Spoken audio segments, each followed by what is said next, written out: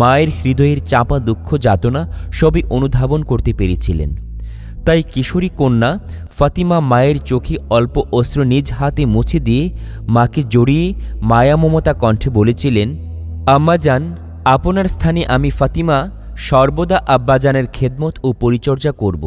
আমার জীবন থাকতে আব্বাজানের খেদমতের সামান্যতম ত্রুটি আমি করব না। বিধায় আপনি কোনো চিন্তা করবেন না।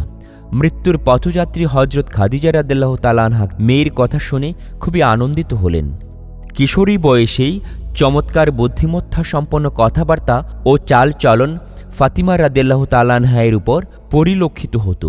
সাধারণত এ বয়সের ছেলে মেয়েদের কাছে যেটা পরিলক্ষিত হতো না। তাই খাদিজা রাদিয়াল্লাহু তাআলা আনহা কেবল খুশি হলেন না, বরং তাঁকে কাছে ডেকে বুকে টেনে পিঠে মাথায় হাত বুলিয়ে তার জন্য প্রাণ ভরে দোয়া করলেন, হে আল্লাহ, তুমি আমার মেয়েকে